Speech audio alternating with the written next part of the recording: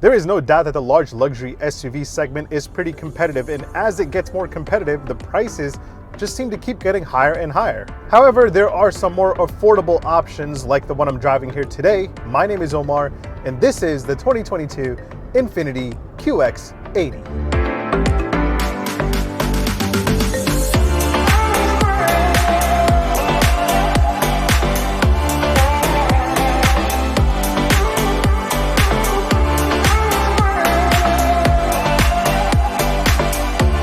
If you enjoy large luxury SUVs like me, make sure you hit that like button. All right, so when it comes to large luxury SUVs, automakers are offering shoppers a lot of creative gimmicks like glass controls, second row reclining captain chairs that go all the way back with a footrest that make you feel like you're sitting in first class, and some will even offer you a champagne bottle cooler. Of course, if you want that top of the line level luxury, it comes at a price. For example, the Jeep Grand Wagoneer that I recently tested was packed with some pretty next level luxury and tech, but it crossed the $100,000 mark pretty easily. And that's really the case with the rest of the luxury SUV segment. If you want the baller lifestyle, you're going to have to pay up. It's really easy to cross the $100,000 mark with SUVs like the BMW X7, the Cadillac Escalade, and the Mercedes-Benz GLS. Well, Infiniti has decided not to go completely crazy with gadgets and gizmos, and to be honest, I feel like a lot of people don't end up using that stuff anyway. I mean, I can't remember the last time I saw somebody reclining in the second row, getting a massage and drinking a glass of champagne. That said, the biggest change for the 2022 model year QX80 is a giant 12.3-inch touchscreen display, which is standard across the lineup. That means every trim of the QX80 gets navigation, Apple CarPlay, and Android Auto. And at this point, you're probably thinking, hey Omar, come on, you can't be serious. And you're right, the QX80 is starting to show its age. I'm not going to deny that at all. But when it comes to giving you everything you need from a giant large luxury SUV for your daily necessities, the QX80 offers you all that stuff as standard at a very competitive price tag. That said, how does it drive? Well, it's still powered by the same old 5.6-liter V8 pumping out 400 horsepower, so no change there. But one of the best things about the ride quality of the QX80 is the fact that it has hydraulic body motion control, meaning this thing will limit the body roll as you're coming up on a bend or a sharp corner. This is one of the few large luxury SUVs that keeps its composure and doesn't make you feel like you're driving a boat. Keep in mind though that the hydraulic body motion control is only available on the top of the line Sensory trim. So that said, should you consider buying the QX80? Well, before I answer that, let me give you a quick tour of the new QX80, and then I'll give you my opinion on how this stacks up against the competition. Make sure you hit that like button, make sure you hit subscribe. All right, let's do this. All right, let's quickly kick off this tour by taking a look at some of the cool and interesting things that you should know about the 2022 Infiniti QX80, because there aren't really that many. All right, so the biggest news for the 2022 QX80 is that Infiniti has finally dropped the two-screen mess of an infotainment system and has now replaced it with a giant single touchscreen display. This 12.3-inch display houses a revamped version of the brand's InTouch infotainment system. You get navigation as standard, which is pretty nice. You also get Apple CarPlay and Android Auto, but only Apple CarPlay is wireless. And it's a pretty simple and straightforward system without any glitches or any freezing up. I like this a lot. Next up, I want to point out two interesting things that I discovered while filming the QX80. See these two buttons right here next to the driver's seat? If you pull them, the second row seats will fold flat and up, making room for you to get into the third row. Now, obviously, you can access the armrest storage just by pulling the latch and lifting it up. But what if you're sitting in the second row and need to access the front armrest storage? Well, Infiniti put a button right here, and if you push it, the armrest storage will lift up also from the back. That is really cool. And honestly, that's really about it when it comes to the major upgrades for the QX80 for the 2022 model year, but that was a long time coming. That said, one of the most appealing things about the QX80 is the pricing. Pricing starts at $70,600 for the base Luxe model. The top of the line Sensory model starts at $82,235. And you can throw on four-wheel drive for an extra $3,100. And that makes the QX80 the most affordable option in the segment. Every other option in this segment, including the BMW X7, the Escalade, the Navigator, the Mercedes-Benz GLS, all are about $6,000 more. Not to mention, at that starting price tag of $70,600, the QX80 basically comes with everything it has to offer as standard. While you don't get things like massaging seats or other gimmicks, you get quite a bit of convenience, tech, and luxury. Again, all QX80s come standard with this 12.3-inch touchscreen display with navigation, Apple CarPlay, and Android Auto. You also get a wireless charger as standard across the lineup. They all come with these really comfortable and plush Napa leather seats. These seats are like couches. You get heated front seats, heated rear seats as standard, no crazy packages to throw on here.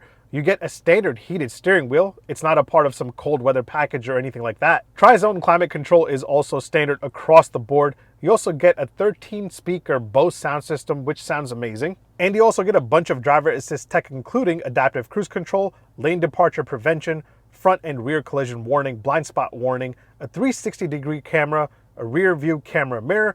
All of that is all standard. The top of the line Sensory model gets a little fancy with cooled front seats, and you get a slightly fancier climate control with plasma cluster tech and some grape filter. I don't know what that's about. You get an upgraded Bose sound system with 17 speakers instead of 13. And of course, you get the rear entertainment system with 8-inch displays with an HDMI input and a USB-A port. So yeah, you're really not missing out on much if you don't go for the top of the line model. As for horsepower and torque, nothing has changed because Infiniti is still using the 5.6-liter V8 that pumps out a respectable 400 horsepower and 413 pound-feet of torque, and this engine is still mated to a 7-speed automatic transmission. And that's not terribly a bad thing because this thing will still do 0 to 60 in just 5.96 seconds flat, and it has a top speed of 135 miles an hour.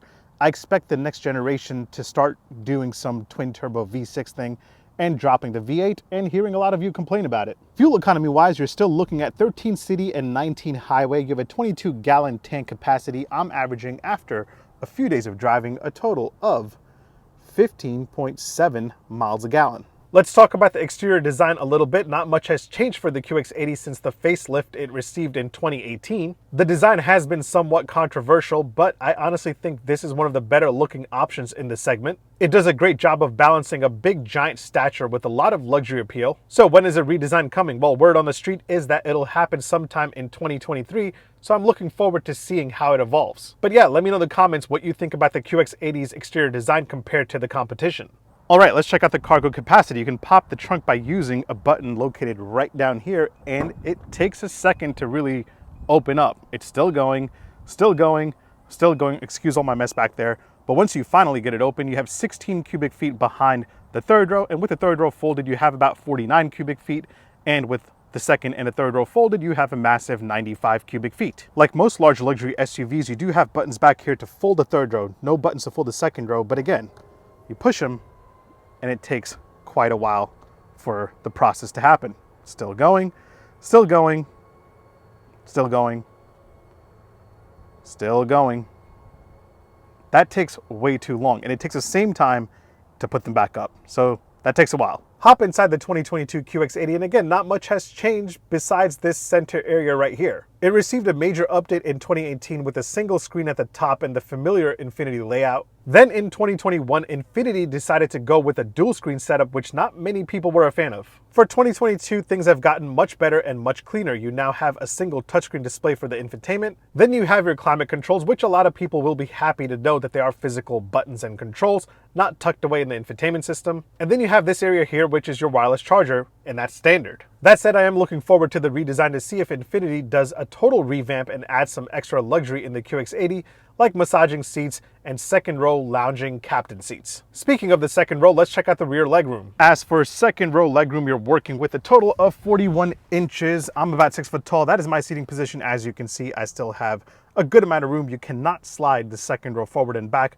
like you can in some of the competitors. To access the third row, you just pull this latch right here, and the second row will fold just like that, bounce around a little, and give you way to hop into the third row. And of course, we have to hop in back there. Once you get back here, you have a total of 29.8 inches of legroom, and it's not great for somebody my height by any means.